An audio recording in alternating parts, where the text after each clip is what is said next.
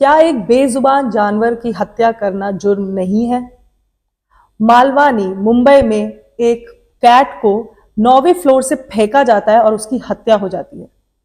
ऐसी मानसिकता इंसानों में कहां से आती है और ऐसी मानसिकता के पीछे क्या राज है, क्या पहेली है? आज हमारे साथ हैं आशा जी, आशा वॉरियर जी, जिनको वॉरियर भी बोला जाता है, वैसे तो वॉरियर्स हैं। मैम, आप इनर चाइल्ड रिग्रेशन थेरेपिस्ट भी हैं और आप एक स्पिरिचुअल, आपको बोल सकते हैं, ऑरा क्लेंजर भी हैं। तो इस तरह की मानसिकता कि बेजुबान जानवरों को हम उठा के फेंक दें, उन्हें मार दें, चाहे वो आपको कुछ कह रहे हो और नहीं कह रहे हो, ये मानसिकता कहाँ से आती है?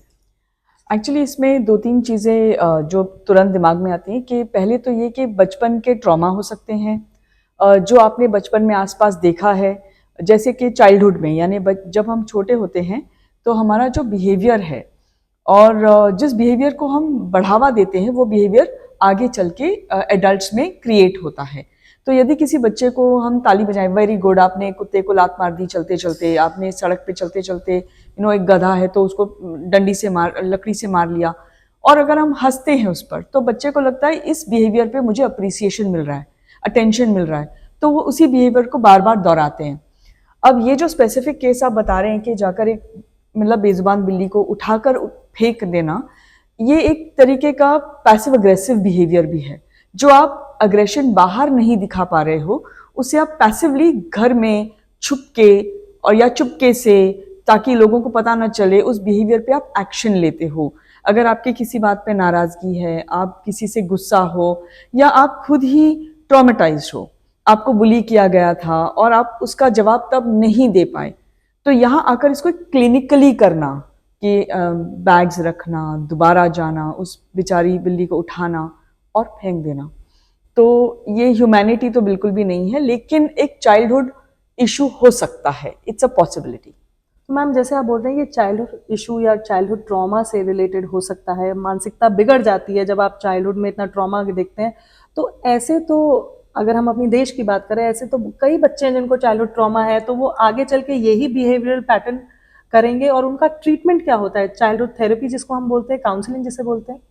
जी हाँ, तो आपने एक बहुत अच्छी बात बोली प्राची, कि हर बच्चा ऐसा नहीं करता, क्योंकि ट्रॉमा, बच्चा किस तरीके से उसको ट्रॉमा नोटिस करता है वो एक पहली बात होगी, और हर बच्चा जो ट्रॉमेटाइज है या बुलीड है ऐसी बातें नहीं करता है।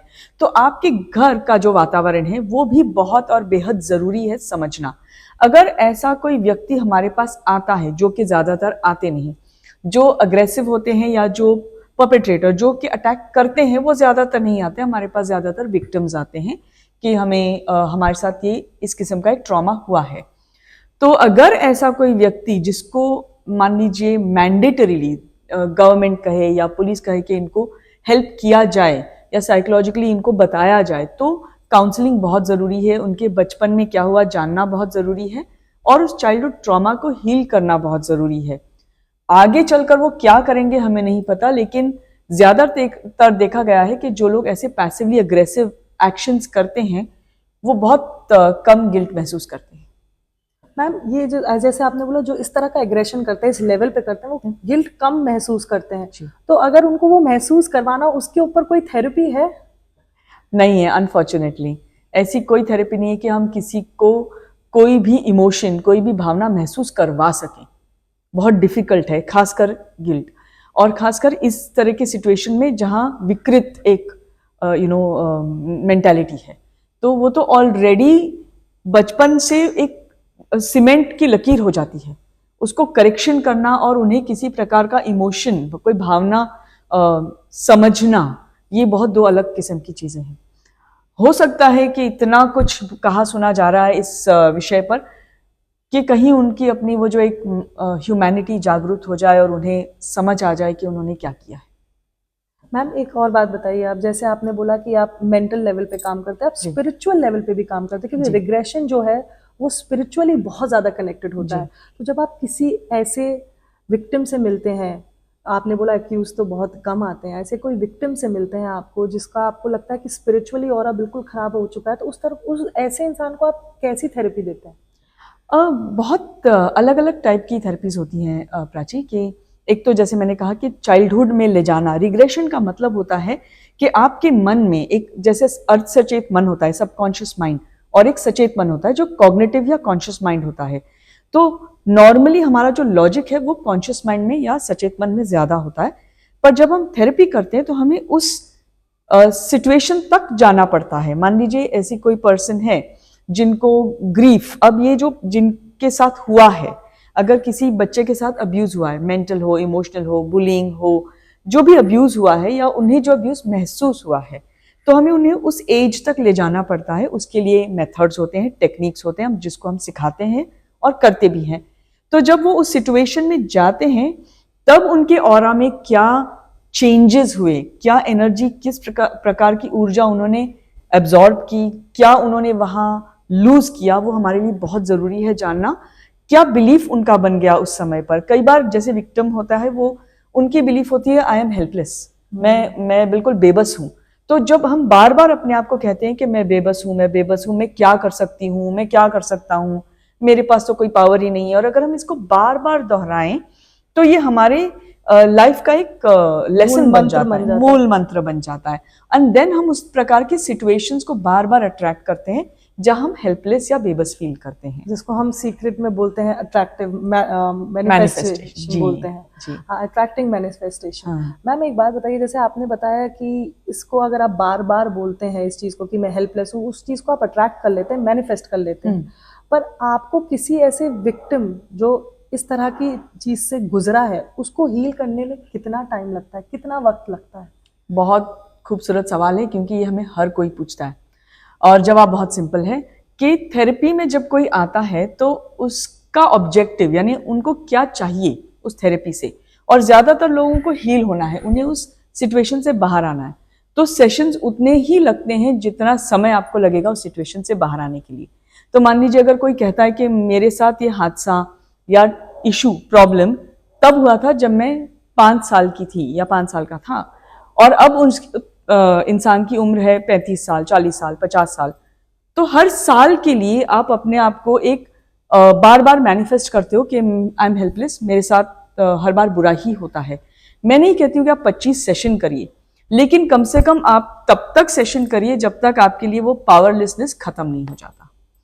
तो हम ये प्रॉमिस नहीं कर सकते कि कितने सेशंस लगेंगे। ये मतलब इस चीज का कोई गाइडलाइन नहीं है कि इतने सेशंस में हम खत्म कर देंगे, कि वो डिपेंड करता है कि विक्टिम कितना अब्यूज से गुजरा है। हाँ। अगर वो कम अब्यूज से गुजरा है तो उसको शायद कम सेशंस लगे।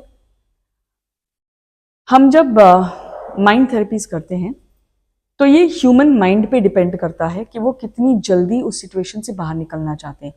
कई बार ऐसे होता है कि एक बार किसी की पिटाई हो गई मान लीजिए, और वो इतनी बुरी तरह से उनके मन पे असर कर गया, लेकिन उससे बाहर निकलने में उन्हें 5-10 सेशंस लग सकते हैं। और कई बार ऐसे होता है कि अगर किसी के साथ बार बार अब्यूज हुआ है, लेकिन 2 या 3 सेशन में वो इंसान उससे निकल सकता है, उभर सकता है, क्योंकि वो उतना कॉन्फिडेंट या उतना रेडी है उससे बाहर निकलने के लिए। तो ये कह पाना बहुत मुश्किल है कि किसको कितना समय लगेगा या कितने सेशंस की जरूरत होगी। मैम आपने बताया आपके पास हर प्रकार के विक्टिम आते हैं, और वो चाइल्डहुड रिलेटेड हो सकते हैं, अडल्टहुड में भी हो सकता है, किसी के साथ कुछ भी ट्रॉमा तो किसी प्रकार का हो सकता है। कोई ऐसा केस, जैसे हम इस केस की बात करें, इसमें तो निर्मम हत्या की गई है एक बेजुबान जानवर की, एक कैट की, तो कोई ऐसा केस जिसने आपको उलझलूल में पड़ा दिया हो, मतलब आप खुद ही उलझ गए हो उसमें?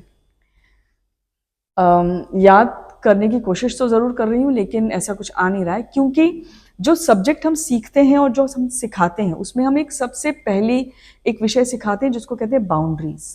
यानी आपको ये जानना बहुत जरूरी है कि ये जो सिचुएशन हो रहा है, ये आप अपने क्लाइंट को अगर हेल्प करना चाहते हो तो आप उनकी स्टोरी में नहीं जा सकते, आप उनके साथ सिंपथाइज नहीं कर सकते, आप एम्पथाइज कर सकते हो। जिससे मान लीजिए मेडिकल डॉक्टर, एक सर्जन है, अगर वो हर व्यक्ति के साथ इमोशनली इन्वॉल्व हो जाएं तो वो सर्जरी नहीं कर पाएंगे।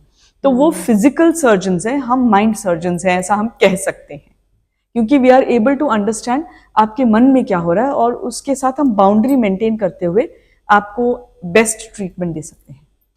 मैम जैसे आपने बोला बेस्ट ट्रीटमेंट दे सकते हैं, तो मेडिकेशन तो इन्वॉल्व नहीं होती थेरेपीज में, तो जो आपके ट्रीटमेंट्स हैं वो किस तरह के हैं? तो एक होता है, हम कोई मेडिसिन नहीं देते हैं, और meditation is a way of life, तो हम मेडिटेशन कई बार सिखाते हैं कि आप इस तरीके का मेडिटेशन, जैसे पॉजिटिव मेंटल थिंकिंग है, उसको करना है। लेकिन उससे भी बेटर जो अप्रोच है कि रिग्रेशन एज एन अप्रोच, आपको एक रिलैक्स स्पेस में ले जाना और उस स्पेस तक ले जाना जो आपके मन में ऑलरेडी मैप्ड है। आपके मन में आपको पता है आपके साथ क्या हुआ, हर एज में, हर उम्र में क्या हुआ है। तो थेरेपिस्ट को ये ट्रेनिंग दी जाती है कि आप रिलैक्स करके एक ट्रांस लाइक स्टेट में क्लाइंट को आप उस सिचुएशन तक ले जाएं। इसमें सबसे बेस्ट ये होता है प्राची कि क्लाइंट जो है वो 100% सचेत रहता है, that is alert, fully alert. Alertness. तो क्लाइंट कभी भी ये कह सकता है कि हाँ मैं ये नहीं कह रहा हूँ, मैं ये कह रहा हूँ। तो कभी भी उसको वो जो हिप्नोसिस कहा जाता है वो नहीं होता है।